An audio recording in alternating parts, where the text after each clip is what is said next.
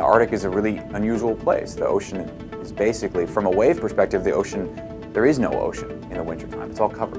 And then as the summer unfolds, it becomes a bigger and bigger ocean, and the character of the waves goes in lockstep with it.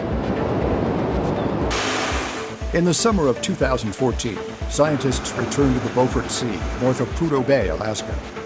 Today, as we were heading out there, you can really see the kind of wave evolution that we're here to measure. We were coming through the initial part of the ice pack. There was about 50-50 open water and ice, and it was really flat and calm, even with the wind blowing.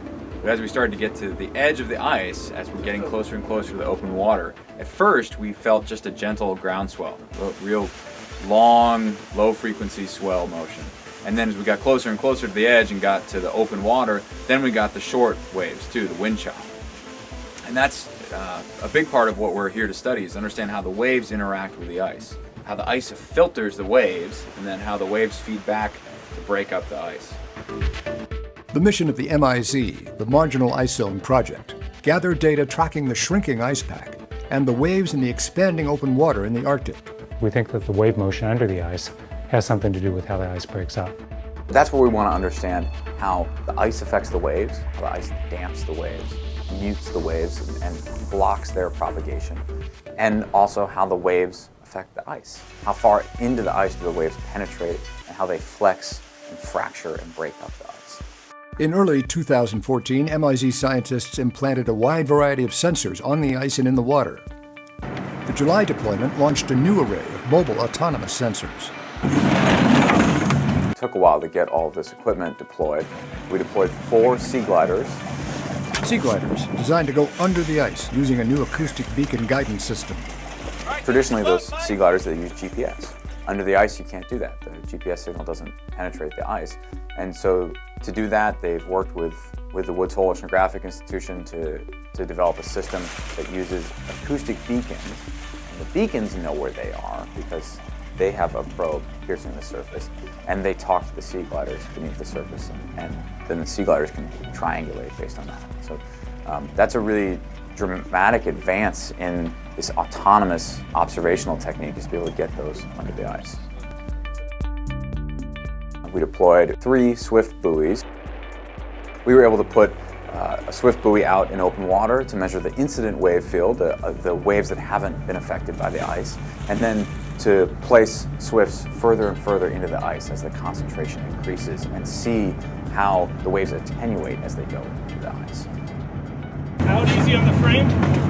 Also deployed 2 wave gliders, an unmanned autonomous platform featuring acoustic applications.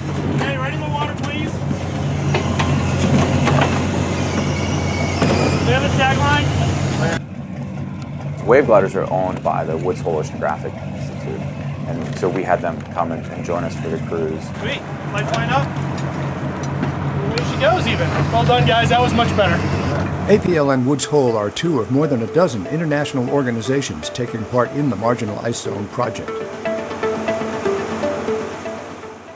Sponsored by the Office of Naval Research. We can see the ice heating up, we can see the temperature of the ocean underneath it, and we can see it thinning.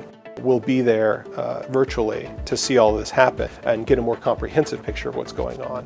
In 2012, the ice retreated more than it ever has in the observational record. Jim Thompson has already detected waves the size of a house developing on the ice-free open water in the Beaufort Sea. In September 2012, we measured 5-meter waves coming through the Beaufort Sea.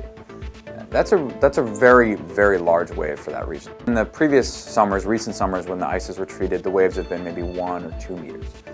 And the difference is the expanse of open water in 2012. We call that distance the fetch, the amount of space available for the wind to work on the ocean surface and make waves. And the fetch was so large in September 2012 that you could make 5-meter waves. And that's a dramatic change from what the conditions have been in the Beaufort Sea. If there are big waves and there's a lot of open water, then those waves can affect the ice. And if they break up more ice, then there's more open water and there's more waves, in turn break the ice. And so as the ice melts, there's more fetch, then the Beaufort Sea is likely to be a rougher place. And that's a hazard to navigation, to having these strong waves and breaking waves and things that make it difficult to operate there. Science at work for you. This is APL, the Applied Physics Laboratory at the University of Washington in Seattle.